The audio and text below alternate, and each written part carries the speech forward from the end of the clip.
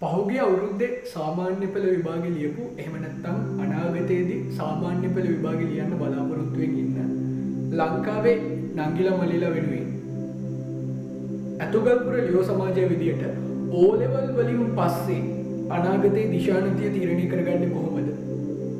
මේක ගැන රුකුලක් වෙන්න මේ විදියට වීඩියෝ එකක් අරගෙන ඉන්න තීරණය කළා. අපි ක්‍රියාත්මක කරපු අරුණෝදය කියන ප්‍රොජෙක්ට් එකත් එක්ක ත්‍රිකුණාමලයේ පැත්තේ ඉස්කෝලේ එක පහුගිය අවුරුද්දේ සාමාන්‍ය පෙළ විභාගෙට ලියපු නංගිලා මල්ලිලාට සාමාන්‍ය පෙළ විභාගෙ ලියන්න ඕනේ කරන අධ්‍යාපනික පැත්තෙන් උදව් කරන්න අපිට පුළුවන් වුණා. එතනින් එහාට අපිට ඕන වුණා සාමාන්‍ය පෙළ විභාගයෙන් පස්සේ ඒගොල්ලන්ගේ A level වලට තමන් ඉගෙන ගන්න විෂය ධාරාව කොහොමද තෝරගන්නේ කියලා ඒ ඕනි කරන දැනුම ලබා දෙන්න රුකුලක් වෙන්න. සාමාන්‍ය පෙළින් පස්සේ A level කරනවා කියලා කියන්නේ ත්‍රිකුණාමලයට විතරක් නෙවෙයි මුළු ලංකාවටම පොදු වෙච්ච කාරණාවක් හින්දා අපි හිතුවා මේක වීඩියෝ එකක් විදියට ලංකාවේ හැමෝටම බලන්න පුළුවන් වෙන විදියට සමාජ මාධ්‍ය YouTube ඔස්සේ මේක මුළු ලංකාවටම බලන්න පුළුවන් වෙන විදියට අරගෙන ඉන්න. එතකොට මේ වීඩියෝ එකේ හරය ඇතුලේ අපි කතා කරන්නේ අතුගල්පුර ලියෝ සමාජයක් විදියට අපේ සමාජිකයන්ගේ අත්දැකීම් එක්ක ලබාගත් කාරණාව.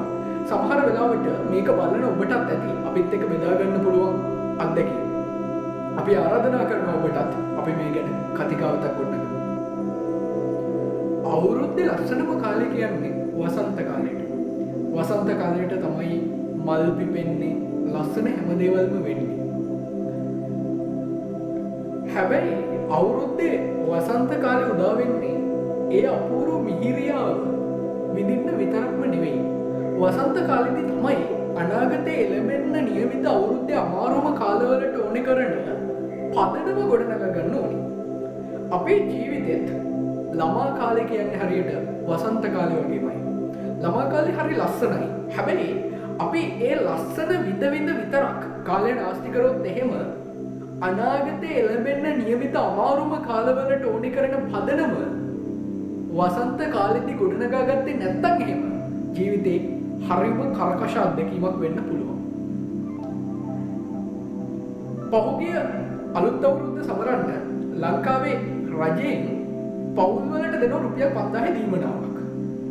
ලංකාවේ පවුල් ලක්ෂ 57ක් ඉන්නවා. ඔය ලක්ෂ 57න් ලක්ෂ 33කටම ඔය 5000 දීමනාව හම්බ වෙනවා. ඒකෙන් අපි තේරුම් ගන්න ඕනේ දේ තමයි ලංකාවේ පවුල් ලක්ෂ 57කින් ලක්ෂ 33කම එකම රජයේ රස්සාවක් කරන කෙනෙක්වත් නැහැ. EPF VTF කැපෙන රස්සාවක් කරන කෙනෙක් නැහැ. ඒ කියන්නේ පැහැදිලිවම පවුල් ලක්ෂ 33ක අනාගතය පිළිබඳව පැහැදිලි අවිනිශ්චිතතාවයක් තියෙනවා. මගේ ආදරණීය නංගිය මල්ලියේ ඔබ අයත් වෙන්න ඔන්න ඔය කියන ලක්ෂ 33 කාණ්ඩයට නම් මම මේ කියන කාරණාව පැහැදිලිවම බලපාන ඔබට. ඔබේ අම්මයි තාත්තයි රස්සාව කරන්න පුළුවන් කාලේ ඉවරුණාට පස්සේ මම කියන්නේ අවුරුදු 55ක් 60ක් ඉක්ම වුණාට පස්සේ ඒගොල්ලන්ට තවත් එතනින් එහාට රස්සාවක් කරන්න කායික ශක්තිය මානසික ශක්තිය ඉතුරු වෙලා නැහැ. එතකොට ඔබේ ආදරණීය අම්මගේ තාත්තගේ වගකීම තියෙන ඔබට හරියට ඔබව පොඩි කාලේ බලාගත්තා වගේ අම්මවයි තාත්තවයි බලාගන්න වෙන්නේ ඔබට. අම්මගේ තාත්තගේ බර විතරක් නෙවෙයි ඔබේ අනාගතයත් බලාගන්න වෙන්නේ ඔබට. එතකොට අන්න ඒ කාලේ වෙනකොට ඔබේ ළමා කාලය ඇතුලේ හොඳ පදනමක් අනාගතයට ගොඩනගාගෙන තිබුණේ නැත්තම් ඔබට ජීවිතේ හරිම අමාරු අත්දැකීමක් වෙයි. ජනගහනයට වඩා ස්මාර්ට්ෆෝන් තියෙන රටක් විදියට ලංකාවේ අවුරුදු 15යි 20යි අතර වයස් සීමාවේ වෙසෙන කෙනෙකුට ඉන්ටර්නෙට් තියෙන හින්දා කෙටි පාරවල් වලින් සල්ලි හොයන්න ක්‍රමවේද ඕනි තරම් හම්බෙන්න ඉඩ තියෙනවා. හැබැයි ස්ථිර කුසලතාවයක් නැතුව ස්ථිර පදනමක් නැතුව වෘත්තීමය දක්ෂතාවයක් නැතුව තියෙන මේ හැම කෙටි මාර්ගයක්ම ඊටම අස්ථාවර ඒවා කියලා කියන්න පුළුවන්. එතකොට ස්ථාවරව තමන්ගේ අනාගතය සුරක්ෂිත කරගෙන හොඳ අනාගතයක් හදාගන්න නම් වර්තමානයේදී ගොඩනගා ගන්න ඕනේ කරන කාරණාව තමයි යම්කිසි ක්ෂේත්‍රයක් පිළිබඳව හොඳ අවබෝධයක් එක්ක හොඳ අධ්‍යාපනයක් ලබා ගන්න එක. එහෙමනම් ඔබේ අනාගතයේ ලැබෙන්න නියමිත අමාරුම කාලවකවානුවට ඕනි කරන වර්තමානයේදී එකතු කරන්න ඕනි කරන කාරණාව තමයි අධ්‍යාපනය කියලා කියන්නේ. එහෙමනම් O level වලින් පස්සේ A level වලදී ඔබ තෝරගන්නේ මොන විෂය ධාරාවද කියන එක. ඒක විද්‍යාංශයේ ගණිත හෝ ජීව විද්‍යාව වෙන්න පුළුවන්. එහෙම නැත්නම් වාණිජ්‍ය වෙන්න පුළුවන්. එහෙම නැත්නම් කලාංශය වෙන්න පුළුවන්. තාක්ෂණ වේදයේ යටතේ ඉංජිනේරු තාක්ෂණ වේදය හරි ජෛව පද්ධති තාක්ෂණ වේදය හරි වෙන්න පුළුවන්. මේ මොනම ක්‍රමවේදයකින් හරි ඔබ තෝරගන්න ක්ෂේත්‍රය ඔබගේ අනාගතය තීරණය වෙනවා. ඔබ අනාගතයේදී යන තැන තීරණය වෙනවා. එහෙමනම් ඒ තාම තීරණාත්මක උසස් පෙළ විෂය ධාරාව තෝරගන්නේ කොහොමද? අපි මේ වීඩියෝ එකෙන් ඒ ගැන කතා කරනවා. කල්පනා කරලා බලමු අද ඉඳන් අවුරුදු 10කින් එහාට ඔයාගේ ජීවිතේ කොයි වගේ තැනක තියෙන්න ඔයා ආස කරනවද?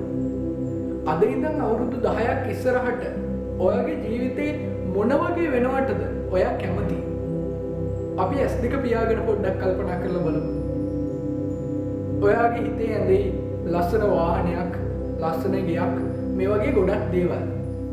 ඒ හීන අතරේ ඔයා ඉන්න තැන කොතනද? මේක තමයි වැදගත්ම ප්‍රශ්නේ. ඔයා කරන ජොබ් එක මොකක්ද? මේක ගැන කල්පනා කරලා බලමු. එහෙම කල්පනා කරලා බලනකොට ඔයාට එක එක ජොබ් මතක් වෙයි. ඒවා ඔයා ආසම දේවල් වෙයි. ඔයාගේ ජීවිතේ එතනින් එහාට ඔයාට ගත කරන්න වෙන්නේ ඔන්න ඔය ජොබ් එකත් එක්ක. ඒකින්ද කල්පනා කරලා බලන්න ඔයා වැඩිපුරම ආස ජොබ් එක මොකක්ද? ඔයාගේ අර ඊනේ ඇතුලේ තියෙන කියලා. ඊට පස්සේ කරන්න ඕනේ කරන දේ තමයි ඔයාට එතෙන්ට යන්න ඕනේ කරන හැකියාව ඔයා ඇතුලේ තියෙනවද කියලා බලන එක. අපි මේ වෙනකොට 6 පන්තියේ ඉඳන් 11 පන්තිය වෙනකම්ම එක එක විෂයන් එක්ක එක එක විභාගවලට මුහුණ දීලා තියෙනවා. එතනින් එහාට එක එක අත්දැකීම් එක එක තරඟවලට මුහුණ දීලා තියෙනවා. එතකොට ඔයා ගාව පොඩි අදහසක් ඇති ඔයාගේ දක්ෂතාව තියෙන්නේ කොයි වගේ දේවල් වලටද කියලා. අර හීනේ ගැන හිතුවට පස්සේ ඔයා මීට අවුරුදු 10කට කලින් මොන වගේ ජොබ් එකක්ද කරන්න කැමති කියලා හිතුවට පස්සේ කල්පනා කරලා බලන්න එතෙන්ට යන්න ඕනේ කරන හැකියාව ඔයා ඇතුලේ තියෙනවද කියලා. ඔයා හොඳටම තහවුරු වෙනවනම් අර ඔයාගේ හීනෙට යන්න ඕනේ කරන හැකියාව ඔයා ඇතුලේ තියෙනවා කියලා. එතනින් එහාට ආයෙ කතා කරන්න දෙයක් නැහැ. ඔයා යන්න ඕනේ අන්න ඒ හීනේ පස්සේ තමයි. එහෙමනම් සරලවම කරන්න තියෙන්නේ ඒ හීනට යන්න ඕනි කරන විෂය ධාරාව අර මං කලින් කියපු විෂය ධාරාවන් අතරින් තෝරගන්න එක විතරයි. හැබැයි ඔන්න ඔය කියන කාරණා අර ඔයා අවුරුදු 10කට පස්සේ ඉන්න හීනේ ඔයාගේ දක්ෂතාවය අතරේ යම්කිසි නොගැලපීමක් තියෙනවා නම් ඔයාට කල්පනා කරන්න වෙනවා පළවෙනි හීනෙට එහෙම නැත්නම් ඔයා අවුරුදු 10න් පස්සේ ඉන්න කැමතිම ජොබ් එකට පස්සේ තියෙන දෙවනි ජොබ් එක මොකක්ද කියලා. මේ විදිහට සංසන්දනය කරලා බලන්න ඔයාගේ හැකියාවයි අර ජොබ් එකයි ගැලපෙන තැන ගැන. එහෙම ගැලපුණ තැනකදී ඒ ජොබ් එකට යන්න ඕනි කරන විෂය ධාරාව තෝරගන්න. ඒක තමයි ඔයා ගන්න හොඳම තීරණය වෙන්නේ. මට සමහර යාළුවෝ හම්බෙලා තියෙනවා. ඒගොල්ලෝ කොමර්ස් කරලා තියෙන්නේ එයාගේ හොඳම යාළුවෝ සෙට් එක කොමර්ස් කරපු හින්දා.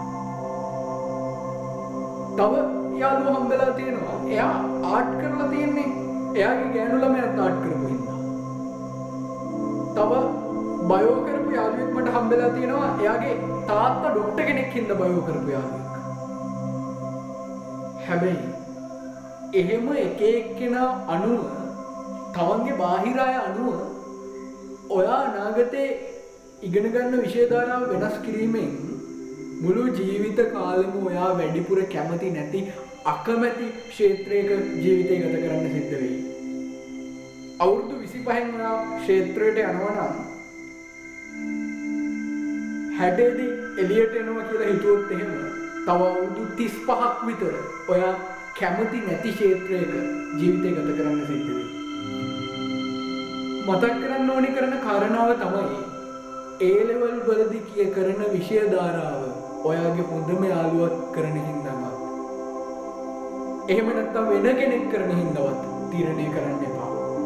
ඒක ඔයා තීරණය කරන්න. ඔයාට ආදරය කරන්න. ඔයාගේ අම්මයි තාත්තයි එක්ක කතා කරපන්. ඔයාගේ හැකියාවනුත් තේරුම් අරගෙන ඔයා කරන්න ඕනේ කරන විෂය ධාරාව ඔයා තීරණය කරන්න. එතකොට ඔයාට පුළුවන් වෙයි ඔයා ආස කරන ක්ෂේත්‍රයක අර අවුරුදු 35 අවුරුදු 40 ගත කරන්න. ඒ වගේම තමයි සමාජයේ මුල් බැහැලා තියෙන සමහර මතවාද තියෙනවා. ඒවා ඒ ලෙවල් වලදී ඔයා තෝරගන්න විෂය ධාරාව තෝරගනිද්දී විශාල බලපෑමක් වෙනවා. සාමාන්‍ය පෙළට ගණන් වලට ඒකක් තියෙන හැමෝම මැත්ස් කරන්න ඕනි කියලයි. සයන්ස් වලට ඒකක් තියෙනවා නම් බයෝ කරන්න ඕනි කියලයි. ඒකක් නැත්තම් සයන්ස් මැත්ස් කරන්න බෑ කියලයි. මේ වගේ එක එක මතවාද සමාජය තුළ ගොඩනැගිලා තියෙනවා. ඒ 6-7ක් තියෙනවා නම් එයා අනිවාර්යයෙන්ම මැත්ස් සයන්ස් කරන්න යන්න ඕනි කියලයි.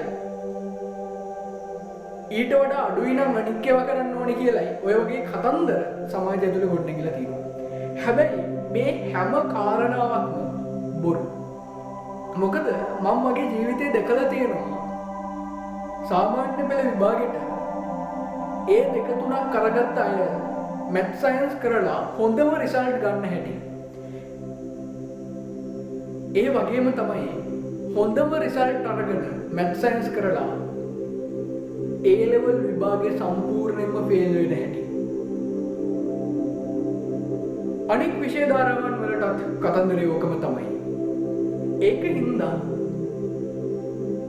මේ වගේ සමාජෙ ඇතුලේ මුල් බැහැලා තියෙන මතවාද ඔයා A level තෝරගනිද්දී ප්‍රධාන සාධකයක් විදියට ගණන් ගන්න එපා. එතනිනුත් එහාට ගිහිල්ලා කල්පනා කරොත් එහෙම සමාජ මාධ්‍යත් ගොඩක් තීව්‍රව ඔයාලා අතේ තියෙන හින්දා මේ ටියුෂන් සර්ලාගේ ව්‍යාපෘති ටියුෂන් ගුරුවරුන්ගේ ව්‍යාපෘති ඒගොල්ලෝ තමන්ගේ පන්තිවලට සහභාගී වෙන්න ඕනි කරන ළමයි ගාන වැඩි කරගන්න එක එක විදිහේ කැම්පේන් Facebook එකේ එහෙම නැත්නම් වෙන සමාජ මාධ්‍ය හරහා දියත් කරනවා. එතකොට ඒ ගොඩනැගිලා තියෙන මතවාද ඔළුවට බරක් කරගන්න එපා. ඔයාගේ ජීවිතේ අනාගතේ තීරණය කරන ක්ෂේත්‍රය තෝරගනිද්දී විෂය ධාරාව තෝරගනිද්දී හැම වෙලාවෙම කල්පනා කරලා බලන්න ඔයාගේ ජීවිතේ අනාගත ඉලක්කයයි ඔයාගේ හැකියාවන. ඒ දේවල් ගැලපෙන තැනදී ඔයාට ඕනි කරන විෂය ධාරාව තෝරගන්න. එතනින් ඔයාට සාර්ථකත්වය ළඟා කරගන්න පුළුවන් මේ. ඒ වගේම මතක් කරන්න ඕනි කරන කාරණාවක් තමයි මිනිස්සු හදාගන්න හැම හීනයක්ම හැබෑ වෙන්නේ නැහැ. එතකොට මොකක් හරි හීනයක් ළඟට ඔයාට යන්න බැරි වුණොත් එහෙම ඔයාගේ ජීවිතේ කඩා වැටෙන්නේ නැතුව ඉස්සරහට යන්න ඕනි කරන පදනමත් ඔයා තෝරගන්න විෂය ධාරාව ඇතුලේ තියෙන්නම ඕනේ. මං හොඳටම කතා කරන්න දන්නේ මං ගැනනේ. උදාහරණයක් විදිහට මං ගැනම කියන්නම්කෝ. මම A level වලට විෂය ධාරාව තෝරගන්න යද්දී මං පොඩි කාලේ ඉඳලම ආසා වුණේ දවසක ඉංජිනේර කෙනෙක් වෙන්න. මම ඒකින්ද උසස් පෙළට භෞතික විද්‍යාංශයෙන් එහෙම නැත්නම් මැත්ස් වලින් A level කරන්න පටන් ගන්නවා. හැබැයි ඔය A level කරන්න පටන් ගන්නකොටම මට තේරුණ එක දෙයක් තමයි සමහර විට මේ ටාගට් එකට යන්න මට බැරි වෙන්න පුළුවන්. බැරි වෙලාවත් එතෙන්ට යන්න බැරි වුණොත් මම මොකද කරන්නේ? ඊට පස්සේ මම හිතනවා මට පුළුවන් වෙයි මොකක් හරි රිසල්ට් එකක් අරගෙන රජයේ මොකක් හරි විශ්වවිද්‍යාලයකට ගිහිල්ලා ෆිසිකල් පැත්තේ කෝස් එකක් කරලා හොඳ තැනකට යන්න. ඊට පස්සේ ඒකත් බැරි වුණොත් මම මොකද කරන්නේ? මම කල්පනා කරනවා A level වලට කොහොම හරි S3ක් දාගත්තොත් නීති ප්‍රවේශ විභාගය වගේ ලියලා මට පුළුවන් ලෝයර් කෙනෙක් වෙන්න. ඒකත් බැරි වුණොත් මොකද කරන්නේ? ඔන්න ඔය විදිහට මගේ හිත ඇතුලේ එක එක දේවල් කෙරේ. එහෙම නැත්නම් මගේ පළවෙනි සැලසුම අසාර්ථක වුණොත් දෙවෙනියට මම කොතෙන්ටද යන්නේ? ඒකත් අසාර්ථක වුණොත් තුන්වෙනියට මම කොතෙන්ටද යන්නේ? මෙන්න මේ විදිහට මගේ ඔළුවේ ප්ලෑන් එකක් හදාගෙන තිබුණා. එහෙම මගේ පළවෙනි ටාගට් එකට වඩා පිටිපස්සේ තියෙන තව ටාගට් දෙක තුනක් තියෙනකොට ජීවිතේ කවදා හරි දවසක පළවෙනි ටාගට් එකට යන්න බැරි වුණොත් එහෙම කඩා වැටෙන්නේ නැතුව ඉස්සරහට යන්න පුළුවන් වෙනවා. ඔයා A level වලට කරන විෂය ධාරාව තෝරගනිද්දී පළවෙනි ටාගට් එක හැම වෙලාවෙම ටාගට් කරගන්න අතරේ ඒක බැරි වුණොත් දෙවෙනි ඔප්ෂන් එකක් ඔයාගේ විෂය ධාරාව ඇතුළෙන්ම තියෙන්න ඕනේ. අන්න ඒ කියන කාරණාවත් මතක් කරගන්න කියලා පුංචි ඉල්ලීමක් කරනවා. මේ විදිහට හොඳට කල්පනා කරලා බලලා A level වලට කරන විෂය ධාරාව තෝරගෙන ඒ වෙනුවෙන් තමන්ට දෙන්න පුළුවන් උපරිම කැපකිරීම කරලා ඉස්සරහට යන්න. තමන් කැමතිම ක්ෂේත්‍රයක කැමතිම විදියට ජීවිතේ හොඳම අමාරුම කාලේ ලස්සනට ගෙවන්න ඔයාලට පුළුවන් වෙයි.